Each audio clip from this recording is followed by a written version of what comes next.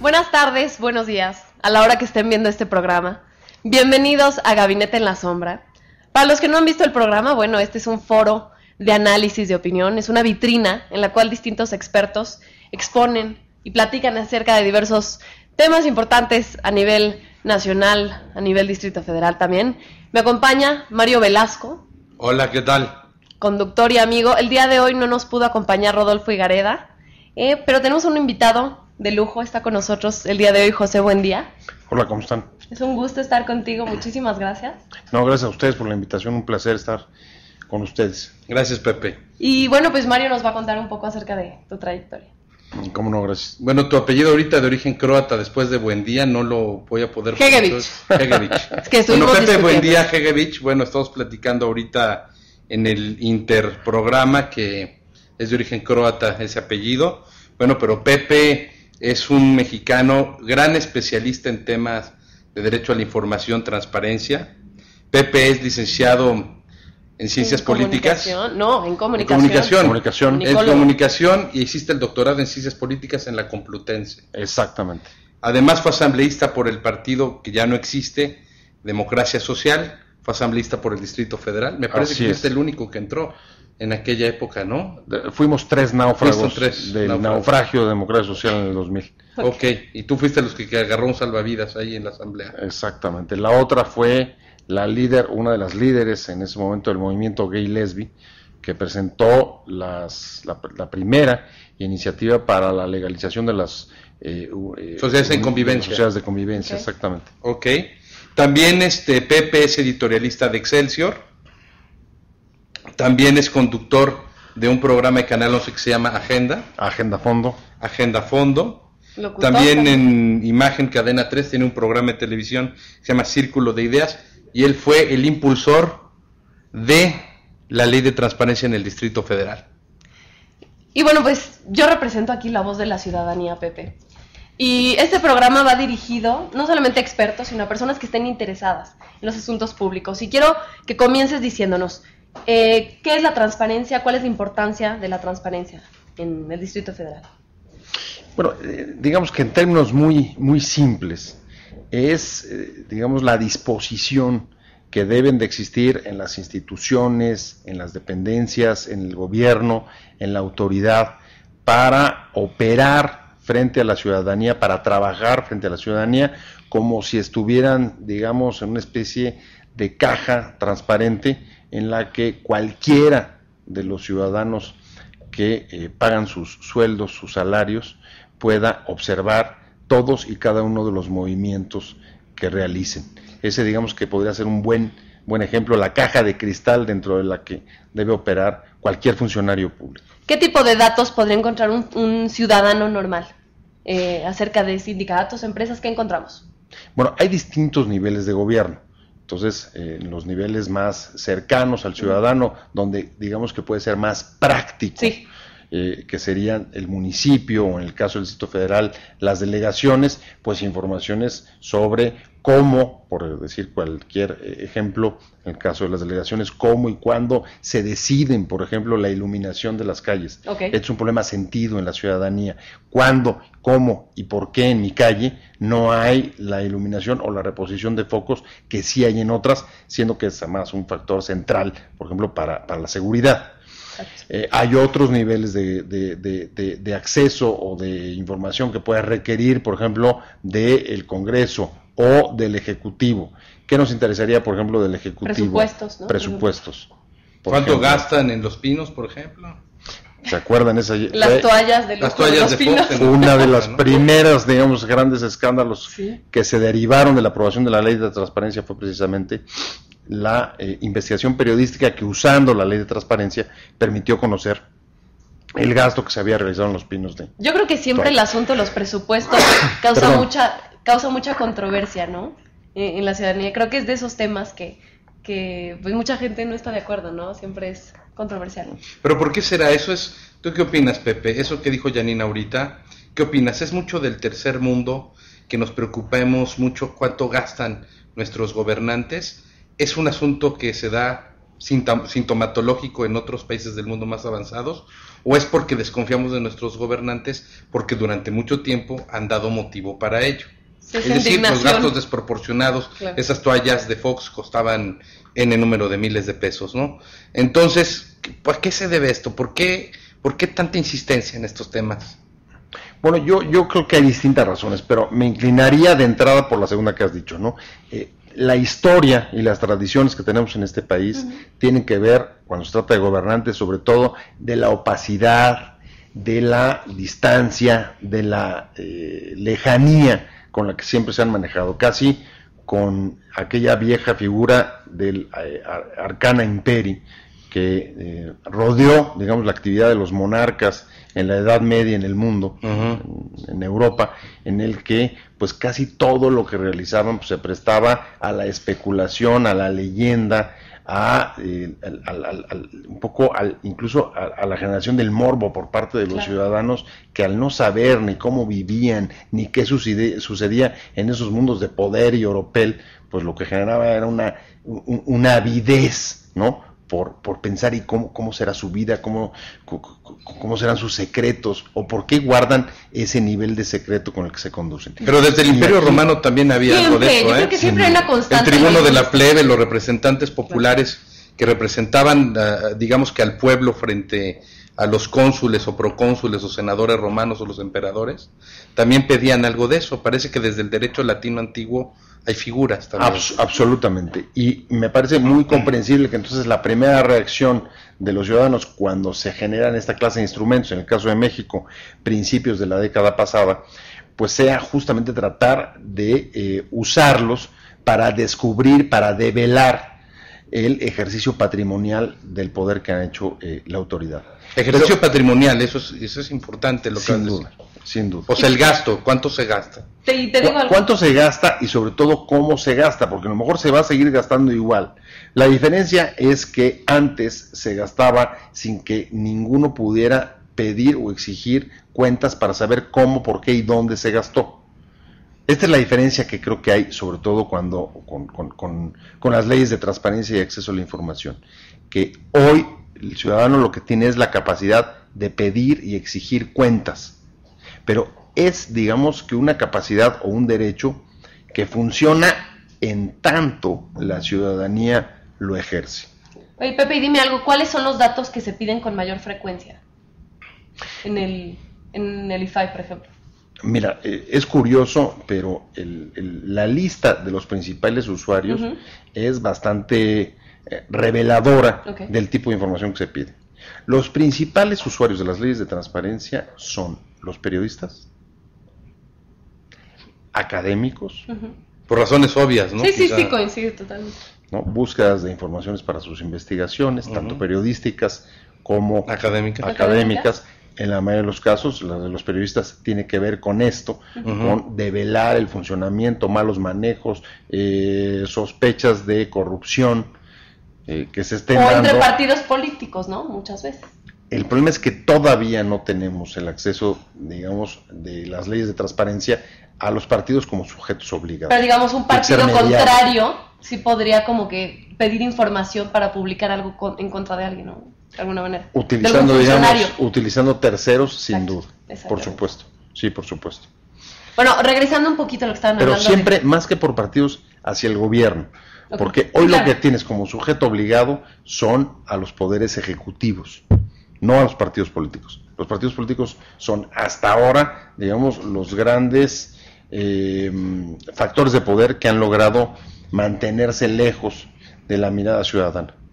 Ahora que mencionaban acerca de la historia, creo que siempre ha sido una constante, ¿no? El pueblo siempre quiere saber cómo está viviendo las personas que están en el poder, y yo creo que siempre va a causar como muchísima indignación, ¿no? Lo que hablabas de México, ¿no? Siempre es como muy sorprendente ver cómo vive este tipo de gente. Y creo que a lo largo de la historia también algo importante en México ha sido que toda esta idea de transparencia ha logrado la reforma, ha logrado tantos cambios positivos en nuestro país, ¿no? Creo que, no sé, es un punto que te comentaba fuera del aire, ¿no? Pero mira, ahorita yo, Janine, quisiera tomar un poco lo que dijo Pepe de los partidos políticos, y yo ahora sí que como parte de mi vida laboral, profesional se ha desempeñado en un partido, en el PRI, donde he dirigido algunas publicaciones y revistas del partido. Yo ahí sí el tema de la transparencia, en cuanto al partido, yo creo que el partido no evade esa circunstancia que lo hace más cercano a la sociedad.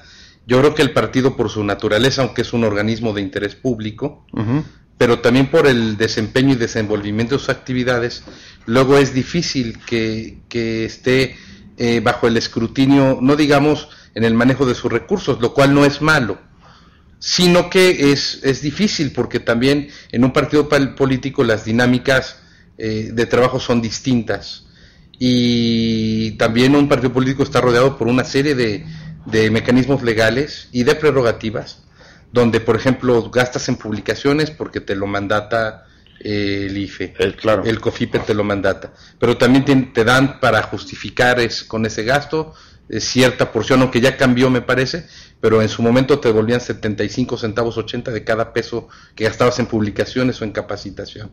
Entonces sí hay muchos mecanismos a través del IFE donde sí se transparentan los gastos de los partidos. Entonces eso como que no me queda claro, se me hace también un poco opaco el argumento. Y yo quisiera añadir a lo tuyo, que también tiene que ver, ¿cómo mantienes un seguimiento en cuanto a los presupuestos? A mí se me hace complicado eso. Ok. Bueno, lo primero es sí. O sea, sí se ha avanzado para que existan algunos mecanismos para favorecer la transparencia de los partidos. Sí. Pero casi todos son, digamos, indirectos, en tanto que es la fiscalización del IFE o la información que se le puede pedir al IFE para que a su vez se la pida a los partidos, lo que puede generarla. No hay, digamos, como el caso de los niveles de gobierno, tanto estatales como del federal, el mecanismo para que el ciudadano directamente vaya y pida la información. Si partes del principio de que cualquier dinero público debe estar sujeto o puede estar sujeto al escrutinio público, no hay razón desde mi punto de vista para que los partidos tengan un trato distinto al resto de los órganos, dependencias o instituciones que reciben recursos públicos y que además son cuantiosos. Y incluso si ya están siendo fiscalizados, como pocos también hay que decirlo, sí, por claro, la propia autoridad electoral, menos veo la razón de alejarlos de la posibilidad de que los ciudadanos puedan preguntarles, pedirles o exigir información. Creo que incluso es un asunto que cambia o puede cambiar con si se aprueba en definitiva la reforma que acaba de ser votada en el Senado en diciembre y que aún debe de ratificar la Cámara de Diputados, en el que por primera vez se incluirían a los partidos políticos y a los sindicatos como sujetos obligados de la transparencia. Ahora, yéndome a la otra pregunta. Pero perdón, retomando nada más un poquito, Pepe, sí, antes de que continúes. Entonces, afirmativamente podemos decir que previo a este mecanismo que se aprobó legal en diciembre, sí previamente existen mecanismos donde quizás de una manera indirecta o a través de las autoridades electorales, pero sí hay transparencia en los partidos en cuanto al uso de los recursos. Sí. Y hay antecedentes bastante sólidos al respecto, aún antes, ¿no? Desde sin duda, si no sería difícil entender que se hubieran podido producir casos como los escándalos de los amigos de Fox, en el caso del PAN y de la campaña Oaxaca, por ejemplo, de Fox en el 2000, o el Pemex Gate, también del 2000, que se pudieron conocer gracias a la fiscalización y a la capacidad que tiene el IFE de investigar y pedir información y auditar los recursos de los partidos. Muy bien. Bueno, ¿podemos hablar de cómo se le da seguimiento a los presupuestos? Sí, el seguimiento sobre todo, si se trata ya de una cuestión, digamos, sistemática, tiene que existir o irse generando organizaciones de la sociedad civil enfocadas y especializadas en ese tema. Si no, es muy difícil que tú le puedas pedir a un ciudadano que dedique pues lo que tendría que ser la mayor parte del día en estar viendo el movimiento y el manejo de los recursos públicos, que pueden ser pues tan complejos como digamos como el presupuesto de egresos de un país. Sería casi descabellado. Claro. Sería casi tanto como pedirle al ciudadano que no lea el periódico y él vaya y busque la información por sí solo. No tendría absolutamente ningún sentido. Hay organizaciones que empiezan a surgir, está por ejemplo el caso de Fundar, que se especializan en ese nicho, en buscar información, utilizar las leyes de información para buscar información presupuestaria y dar un seguimiento, evaluar y ir dándole un seguimiento a esto. Ahora, ahí me parece que hay un tema que me gustaría abordar y es, digamos que creo que en una primera etapa, las leyes de transparencia y acceso a la información se presentan mucho como instrumentos contra la corrupción. Claro. Está ligado siempre, ¿no? Exactamente. Sí. Incluso se presenta casi como una garantía. Si tienes leyes de transparencia y leyes... Entonces no hay corrupción. Entonces vas a acabar con la corrupción. Y desafortunadamente lo que hemos visto en el país es que eso no es cierto. Tenemos casi una década de leyes de transparencia y acceso, y sin embargo el país en la última década ha descendido en los niveles de corrupción en casi todos los rankings internacionales. Es decir, hay niveles de corrupción según la percepción que existen, por ejemplo, en las mediciones de la OCDE, mayores al término del gobierno de Calderón que los que existían cuando llegó Vicente Fox. Pero es percepción, estamos hablando de percepción. Es que es la manera de medir la corrupción, los niveles de corrupción. Sería muy difícil. Es como subjetivo, ¿no? Es un poco. Es como subjetivo, pero está conectado con las cosas más concretas como, por ejemplo, la cantidad de, a través de entrevistas, la cantidad de trámites en los que hay que pagar, por ejemplo, sobornos o en los que hay que pagar mordidas y que los ciudadanos saben perfectamente, porque lo sufren, cuáles y de qué manera se incrementan o no. Si antes para sacar un pasaporte tenías que pagarle a 3 coyotes o si después ya no hay coyotes y puedes hacer el trámite sin pagarle a nadie. Eso son percepciones de corrupción. Tocas un tema muy interesante porque tuvimos un candidato que hablaba tanto y que lo consideraba como parte de su plan, eliminar la corrupción, ¿no? Él nos hablaba, decía, si se elimina la corrupción, entonces va a haber más dinero para hacer tales y tales cosas. ¿Cómo podríamos decir, voy a eliminar la corrupción? ¿Cómo podría alguien hacer eso? Creo que en esto es fundamental, no solamente que exista, y ese es un punto que me parece que hay que agregar a la reflexión sobre transparencia y acceso, y es, no es suficiente que exista transparencia para eliminar la corrupción. Tiene que haber otro elemento que es fundamental, y es que los ciudadanos ejerzan su derecho y existan las condiciones para que accedan a la información. ¿A dónde voy? Por ejemplo, una ley de transparencia puede obligar a cualquier nivel de gobierno a dar a conocer públicamente cuáles son la nómina y los cargos de todos los que integran la plantilla. Si eso lo pone en un lugar que aunque sea público es de difícil acceso, va a reducir considerablemente la capacidad de los ciudadanos para poder acceder a esa información. Y en la medida en que no acceda, se va a generar o se pueden generar simulaciones, aunque existan leyes que obliguen a la transparencia.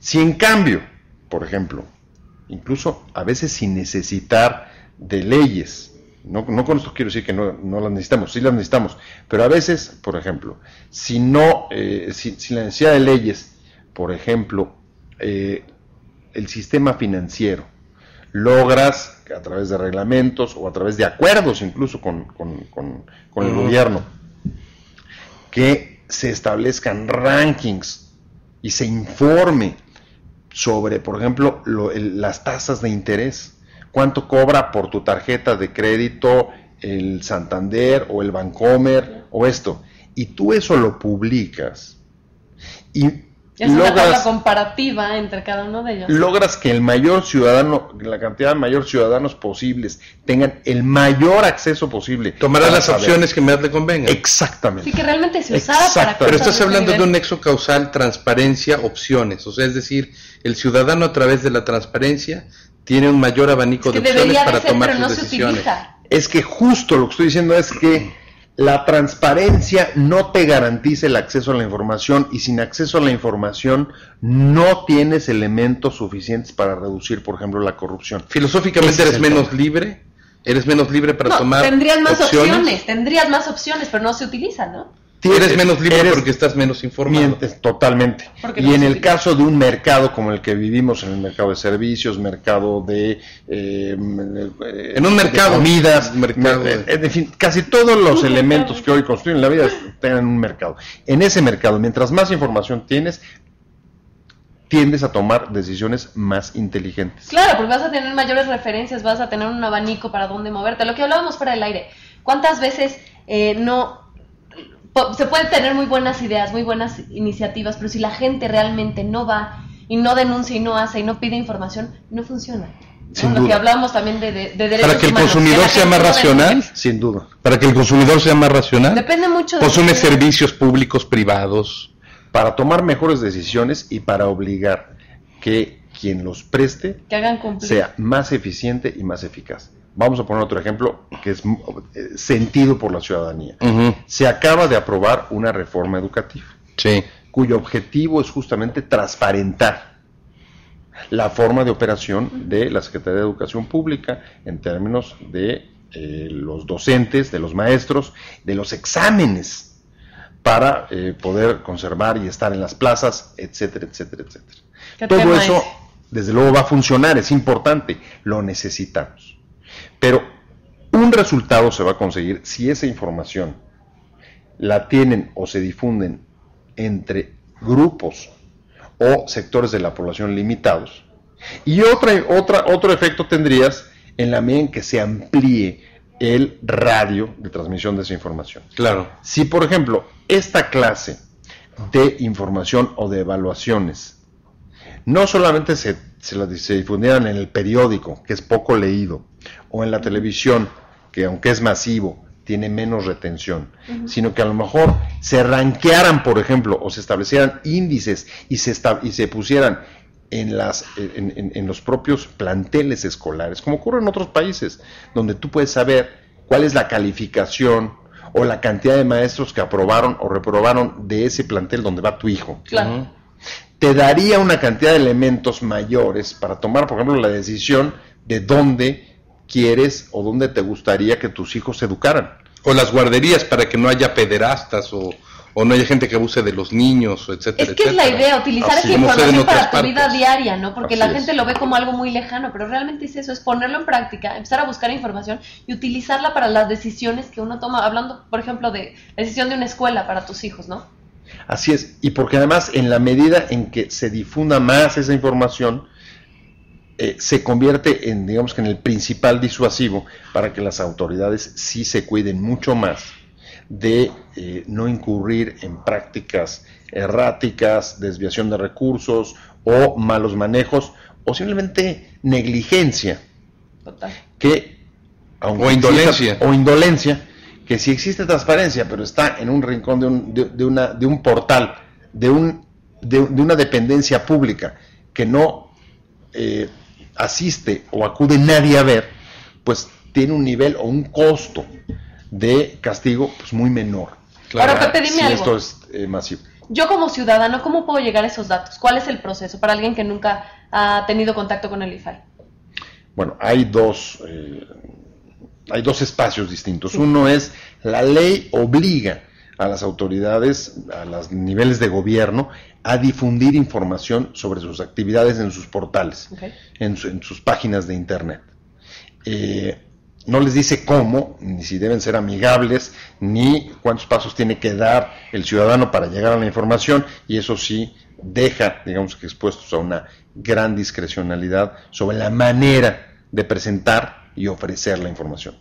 Y la otra es cuando el ciudadano decide recurrir a la petición directa de informaciones específicas de distintas autoridades. Y ahí lo que tiene que hacer es generar una solicitud de información a través, en el caso del gobierno federal, del IFAI, del Instituto de Transparencia y Acceso a la Información Pública de Protección de Datos Personales Federal, o si está en los estados, a través de los órganos de transparencia locales.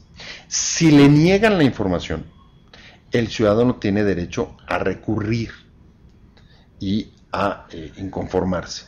Y en ese caso, el IFAI tiene la obligación de analizar el asunto, estudiarlo y dar un fallo que puede ser en el sentido de darle la razón al ciudadano y exigirle a la autoridad que dé la información o desechar la solicitud. ¿En qué casos podrían negarte algún tipo de información?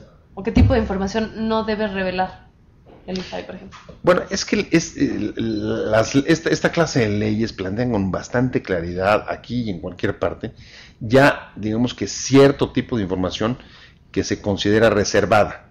O de seguridad nacional a veces, ¿no? Puede ser. O porque se está siguiendo una averiguación previa que está integrando contra algún delincuente y no puede saber en qué proceso de investigación va. Aquellos que puede afectar, por ejemplo, el curso de la justicia, sí. Ahora, en Estados Unidos, hablando del tema de la seguridad nacional que ahorita tocó Giannini, que es un tema que vino aquí Mayolo Medina a finales del año pasado a hablar sobre los temas de seguridad, y es un tema que pues no podemos obviar por razones obvias, porque incluso a nivel mundial hay reservas. Incluso hay casos en Inglaterra donde la BBC de Londres se negó hace como 6 o 7 años cuando lincharon a unos policías en Belfast, ¿no? Antes de que fuera el détente del gobierno de Tony Blair con el ejército republicano irlandés. Sí. Un día lincharon a unos policías de Belfast, ¿verdad? De la zona de Irlanda del Norte, que fueron a acudir a ver al que ha sido el funeral de uno de los líderes del Sinn Féin, ¿no? De los brazos políticos del IRA, o del ERI en español.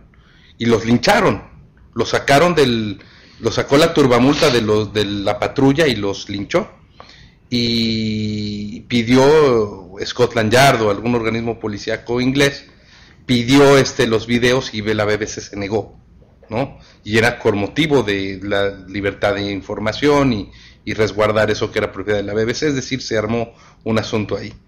En Estados Unidos se desclasifican documentos que tienen que ver con la CIA, el Pentágono, Seguridad Nacional, y te lo ponen en taches, que tienen que ver con nombres y fechas, incluso desclasificaron algunos documentos que hablaba de Nixon y la visita de Luis Echeverría cuando era presidente, etcétera, en esos temas de seguridad nacional. Y en México me parece que hay reservas al respecto. Quisiera que un poco te echaras un chapuzón ahí, Pepe, en el tema de seguridad nacional. Justo estos días, la Suprema Corte de Justicia aquí en el país acaba de fallar a favor de la constitucionalidad de mantener la reserva de 12 años, por ejemplo, en el caso de información fiscal. Entonces, hay informaciones como la fiscal, como averiguaciones previas o que tienen que ver con el curso de la justicia, o lo que tú mencionaste en un momento de seguridad nacional, que en efecto están consideradas dentro de la ley en el apartado de información que puede ser reservada por la autoridad. Ahora, hay ahí, digamos, distintos niveles y hay que ir definiendo qué entendemos por transparencia y seguridad. Sí. Creo que, porque puede prestarse... Hay confusión de pronto, ¿no? Y además puede ser también una buena manera o una coartada para ir creando, digamos que en la práctica argumentos legales o legaloides para ir acotando el propio avance de la transparencia. Lo primero que yo te diría es, creo que la seguridad, sobre todo cuando tenemos problemas tan graves con ella como las que existen hoy en este país, no se resuelve a través de la generación de mecanismos de reserva que mantengan opacidad, sino al revés. Uno de los medios importantes para construir una seguridad democrática que ponga al ciudadano en el centro de la atención de la seguridad. O dicho de otra manera, si realmente lo que pretendemos es colocar al ciudadano en el centro de las políticas de seguridad, lo que tenemos es que generar mejores y mayores mecanismos para que ese ciudadano, que es el beneficio, el objetivo de las políticas de seguridad, cuente con los elementos de transparencia y acceso a la información que le permitan poder pedir rendición de cuentas de sus policías. Una de las broncas o de las dificultades o de los problemas de seguridad graves del país es la ruptura, el divorcio que hay entre la ciudadanía y las fuerzas de seguridad, los policías del barrio. La falta de confianza en las autoridades. Absolutamente, absolutamente. Entonces, pero por ejemplo, Pepe, temas, por ejemplo, un asunto de seguridad nacional es qué reservas tiene Pemex, o qué reservas petroleras tiene México, o cuáles son las reservas del Banco de México, por ejemplo. Ese sería un asunto de seguridad nacional. Y alguien que quiera acceder, hubo este caso de que se hacían las versiones, ¿no? Cuando salieron las leyes de transparencia y acceso a la información, cuando había asuntos de seguridad nacional, te hacían versiones especiales, ¿no? Te tenían que redactar una versión de lo que había sucedido, no sé si para maquillar, cosmética, etcétera. Pero te digo algo, habrían muchos temas que podrías justificar como que ponen en peligro la seguridad nacional. Pero en el caso de las reservas, por ejemplo, petroleras o las reservas del Banco de México, no son asuntos de seguridad nacional. ¿Su conocimiento? A ver, nunca una información, ni siquiera en las de seguridad nacional, hay informaciones que se deben ser total y absolutamente secretas. Por ejemplo, ¿cómo opera el acceso a la información en Estados Unidos? Bueno, hay ciertas informaciones que te dan o te pueden entregar tachando o omitiendo algunos datos. Por ejemplo, algunos, en el caso de las averiguaciones previas, bueno, tú puedes dar a conocer cómo va el proceso de un juicio, y a lo mejor omitiendo los nombres de los afectados. ¿Por qué? Porque a lo mejor se está requiriendo para conocer si se está siguiendo el debido proceso. El debido proceso no necesariamente tiene que ver con revelar secretos o pesquisas de la investigación, sino saber si se están cumpliendo. Entonces, eso no tiene por qué ser secreto. En el caso de las reservas internacionales de Pemex, sí, públicamente tenemos que conocer cómo se están manejando y cuánto puede haber o cuál ha sido el movimiento, porque si no, se deja un depósito de discrecionalidad para el gobernante en turno con el argumento de el manejo con el peligro de la seguridad nacional, cuando lo que está es dándole un margen de discrecionalidad para que maneje la información o incluso la explotación de un recurso que es de todos, que no se justifica. Entonces, yo pienso que cada vez es más recortado, cada vez es más limitado el campo de la información que debe de ser reservada. Dicho además, sea de paso, son informaciones que se pueden reservar también durante cierto tiempo y sobre todo cuando atienden a criterios muy claros. Creo que en el fondo el tema es las leyes respecto a los temas de seguridad nacional, lo que deben de servir, las de transparencia, es para establecer las reglas muy claras que acoten la discrecionalidad con la que cualquier autoridad o gobernante pueda o quiera manejar esa clase de temas. Pepe, a mí me gustaría recordarle a la gente que gracias a personas como tú es que la transparencia en México ha avanzado tanto. Gracias. Leí un texto en el que tú decías que parte importante de este proceso fue restarle atribuciones al presidente. Háblanos un poquito acerca de esto. Bueno, hay una reforma que en este momento está discutiéndose en el Congreso, ya fue aprobada en el Senado y contiene algunas medidas importantes.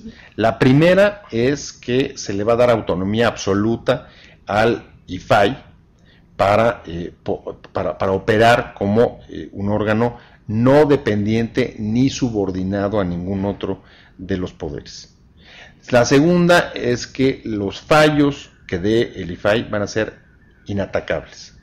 Cuando decida que una autoridad debe de entregar una información, la autoridad va a quedar obligada a darla.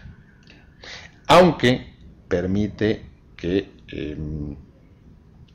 algunas instituciones, algunos poderes puedan presentar recursos de amparo frente a decisiones que crean que puedan ser afectarles, ¿no? Por parte del IFAI, ser inconstitucionales, ¿no? Luego hay otra novedad que me parece interesante, y es que aunque se mantiene el IFAI como órgano colegiado, al igual que el IFE,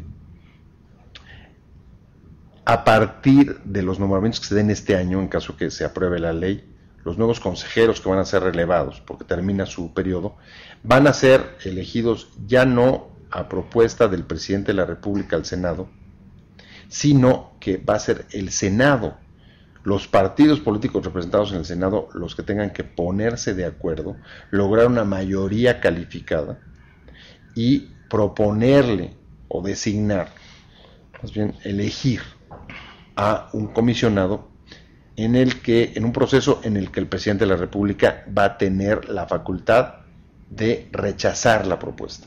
O sea, lo que le dejan al Ejecutivo es la capacidad de veto, pero le quitan la facultad de designar. Que me parece bien, porque claro, si el IFAI... No, le dejan lo malo y no lo bueno. Lo bueno es la propuesta. Exacto. Lo malo es vetar esa propuesta. Lo que le dejan son los costos. Le dejan los costos políticos. ¿Cuáles crees que sean los retos de este nuevo gobierno? Digo, Enrique Peña Nieto le apuesta muchísimo a la transparencia. Desde el Plan por México. Sí, lo de la OCDE, por ejemplo. ¿Cuáles crees que sean los retos de este nuevo gobierno en materia de transparencia? Lo primero es, necesitamos lograr que en materia de acceso a la información y de transparencia, en el país no haya ciudadanos de primera y ciudadanos de segunda. ¿A qué te refieres con esto? A que los ciudadanos que buscan información en poder del gobierno federal o incluso los de la Ciudad de México que acuden al órgano local, tienen muchos mejores mecanismos y oportunidades para conseguir esa información que los que tienen la mayoría de los ciudadanos de los estados. Hay un desnivel muy grande en la operación de estas leyes y de las instituciones de transparencia a nivel de los estados y a nivel federal. Y ahora que sí. Segunda, creo que debemos ya comenzar a dar un giro importante para presentar esta clase de leyes no solamente como instrumentos contra la corrupción, sino como instrumentos a favor de los derechos de los ciudadanos. El acceso a la información no solo sirve o no esencialmente debe de ser un camino para revelar los secretos del poder, sino para generar la información que el ciudadano necesita para vivir mejor, para tener mayor bienestar, para saber cuáles son las escuelas mejor calificadas, dónde están los mejores maestros, cuáles son las tarjetas, en qué delegación se proveen los mejores servicios. Exactamente. Claro. ¿No? Ranquear. Es para aplicarlo. En otras ciudades, así es. En otras ciudades tú sabes cuál es la colonia donde pasan más autobuses en menos tiempo. El camión de la basura pasa a tiempo, etcétera, ¿no? Exactamente. Eso a mí sí me sirve, y a cualquiera, para saber un poco cómo puede buscar los mejores lugares que se ajusten a su vida o para encontrar los mejores opciones de servicio. Pero lo que dijiste ahorita es clave, porque te voy a decir algo. Hace falta mucha divulgación y difusión acerca de lo que es el acceso a la información y la transparencia. ¿Por qué no se divulga más? ¿Por qué el IFAI no divulga más? ¿Por qué están empotrados aquí en Coyoacán y no divulgan más lo que se debe hacer? Hay últimamente una campaña, Mario, que hablan acerca del peligro de que, por ejemplo, un doctor tenga bases de datos y tenga información de las personas que atiende y estén como haciendo estos intercambios ilegales de las bases de datos. Hay una campaña de eso, perdón que te interrumpí, pero digo, también son un tema, ¿no? Pues sí, bueno, te refieres a... Sí, porque si no se va a volver el IFAI, o el IFAI va a ser un centro nada más de información para periodistas y académicos que son los que leen y escriben. Así es. ¿Y qué va a pasar con la gente que no lee ni escribe? Es decir, el IFAI se está convirtiendo entonces en un centro pues para cierta élite que escribe y lee. Sí, claro. Y existe un facilitador para ellos. Así es, y existe el riesgo de que la transparencia y el acceso a la información se conviertan en una simulación. Así es. Y si es una simulación... Algo cosmético. Absolutamente. ¿Cuáles son de incidencia muy ¿Cuál es el antídoto limitada para eso, Pepe? Tú que has diseñado estas cosas, ¿cuál es el antídoto para evitar que se convierta en una cuestión cosmética? Tenemos, y creo que es un trabajo colectivo, ir propiciando un giro mental, un cambio cultural que poco a poco vaya mostrando primero a los ciudadanos que para ejercer sus derechos es imprescindible que exijan, pidan y manejen información, y a los funcionarios públicos que el ejercicio de los derechos de los ciudadanos no es una amenaza para ellos, sino al contrario, es el sentido de su trabajo y de su servicio.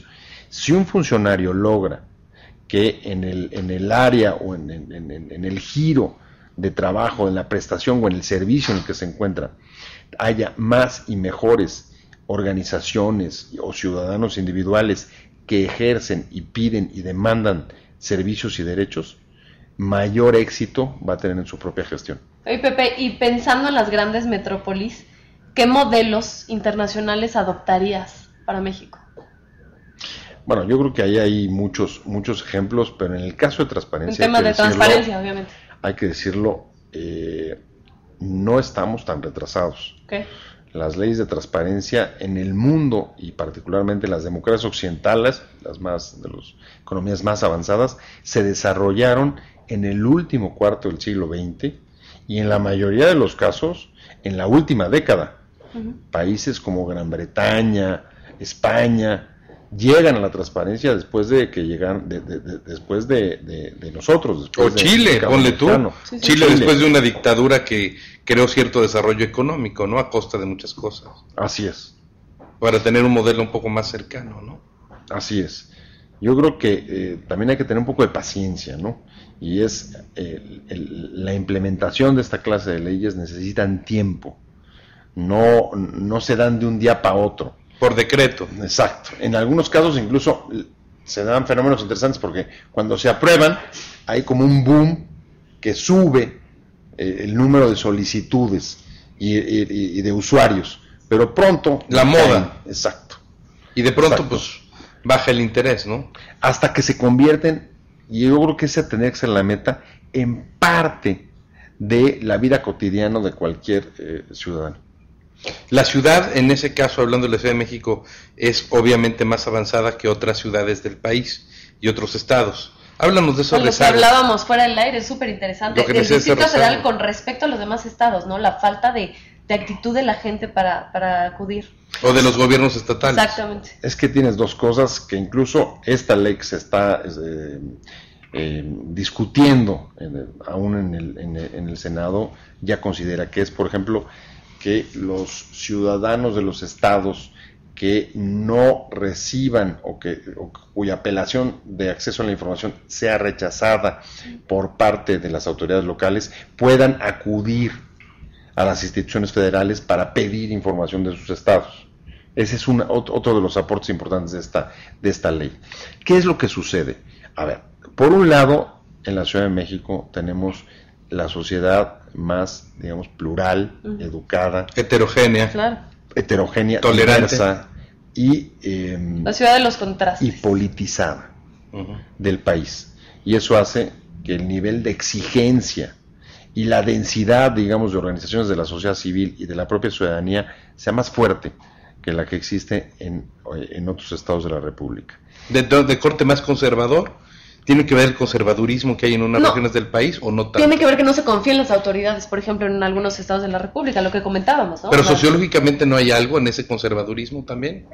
Creo que lo que más hay desde mi punto de vista de ese conservadurismo es la persistencia de tradiciones políticas, de prácticas y de concentraciones de poder en los gobiernos de los estados que hace que el balance de poder entre la ciudadanía y los ciudadanos sea mucho más desigual que el que existe en la Ciudad de México, en el que la concentración del poder en los gobernadores permite que sigan teniendo un control hegemónico sobre casi todos los otros poderes. Los ejecutivos locales tienen injerencia y control sobre los congresos, sobre el poder judicial y, por supuesto, sobre los propios órganos de transparencia, que tendrían que ser los que los vigilaran o supervisaran o demandaran información de ellos. Entonces, tienes por un lado una sociedad más débil, una sociedad más debilitada, y por otro lado, poderes mucho más fuertes y más concentrados. y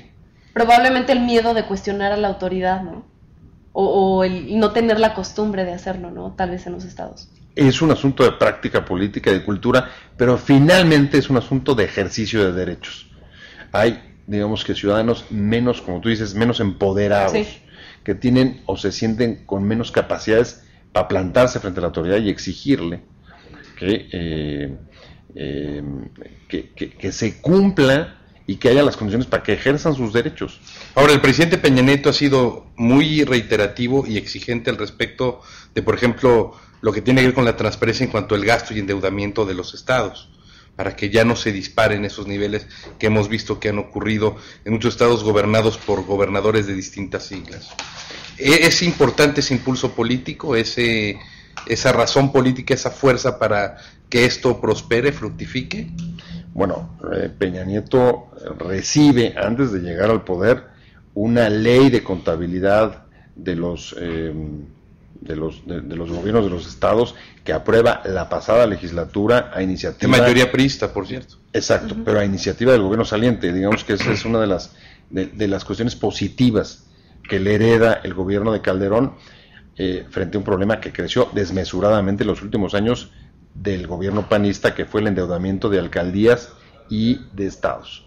Pero lo que a mí me parece importante y lo que me gustaría subrayar, por lo menos de los primeros movimientos del gobierno de Peña Nieto respecto a la transparencia, es que creo que se dieron cuenta o hay conciencia de que si algo fracasó de los dos gobiernos que sucedieron a la alternancia del 2000, las dos administraciones panistas que ocuparon el primer decenio del siglo XX en el país, es que no fueron al fondo de cambiar la forma de ejercer el poder en el país. Creo que ya hoy podemos tener y ver con claridad que no es lo mismo o no es sinónimo poder tener elecciones libres y que los votos se cuenten para que haya un cambio en la forma de ejercer el poder. Sí somos desde el 2000 un país, por supuesto, dentro de los estándares democráticos, en tanto que la soberanía se construye por el voto, y ahí son los ciudadanos los que ponen, yo no tengo duda, pero eso no significa que los viejos mecanismos y formas tradicionales y autoritarias de ejercer el poder desde la autoridad como un ejercicio patrimonial, como si fuera parte de sus facultades, se haya transformado. Y creo que eso sí lo tiene claro el nuevo gobierno, que tiene que ir mucho más a fondo en modificar la forma en la que se ejerce el poder en este país, porque si no, atrás de las formas democráticas persisten viejas estructuras autoritarias que van socavando la propia legitimidad de la democracia y que se reflejan en retrasos tan importantes, nada menos que, por ejemplo, respecto de la justicia, que aunque tenemos gobiernos democráticos elegidos en las urnas, se ha postergado una reforma que no solo la despolitice, sino que haga que tenga una independencia suficiente para que su actuación no esté sujeta a criterios políticos y se maneje, digamos, con los criterios técnicos y de procuración de justicia que te garanticen, pues eso. Y sobre todo para combatir la impunidad, que es el problema, ¿no? Sin duda. También. Ahora yo sé porque, que... ojo, si hay impunidad, la transparencia no tiene sentido. Sí, claro. Claro. Sin sanciones, sin real sanción, No tiene sentido. la transparencia es un ideal normativo nada más, ¿no? Así es. Y hablando de ideales, precisamente, bueno, yo sé que el Distrito Federal es vanguardista hablando de transparencia, pero ¿tú crees que llegue el día en que ya no se necesiten esas instancias que garanticen la transparencia? Tantas acciones afirmativas, Pepe.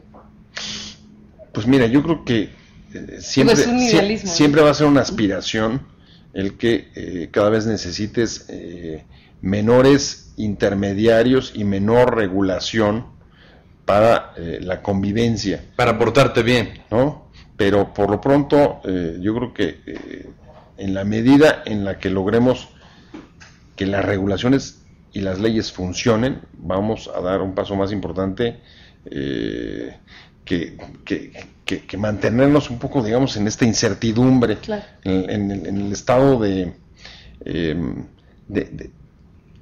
poca claridad, ¿no? Que al que te conduce pues la pérdida de la seguridad y de la paz.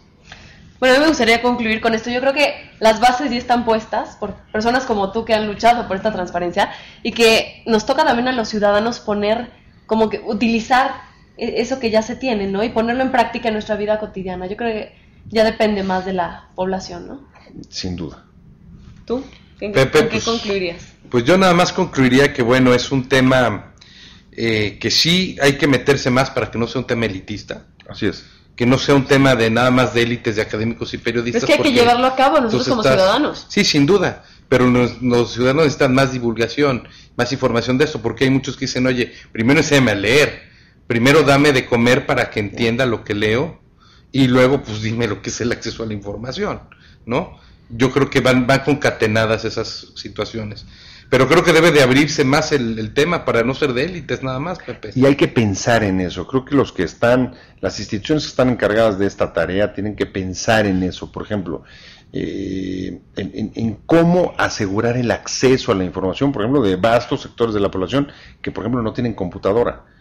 Aunque los gobiernos pongan su información en línea, si no hay computadora... O si no saben leer, olvídate la computadora, o si no saben leer. O si no saben leer, ¿no? Por supuesto. Entonces ese es un problema, y de esos me parece que hay, después de 2 años de panismo, se incrementaron esos niveles de pobreza extrema y son... Bueno, pues se regalaban son legiones de millones, escuelas, sí, claro. ¿no? Así es. Entonces creo que un poco es ahondar en ese tema, pero creo que es fundamental lo que traes. Y las estrategias de comunicación, ¿no? A lo todo, mejor sí, sin un duda. poquito mejorar en eso. Y yo creo que es muy importante el tema que traes, y te agradezco mucho que nos hayas acompañado. Yo les agradezco a ustedes la oportunidad. Muchas gracias, qué honor Gracias, tenerte Pepe. Y este rato de poder haber estado conversando.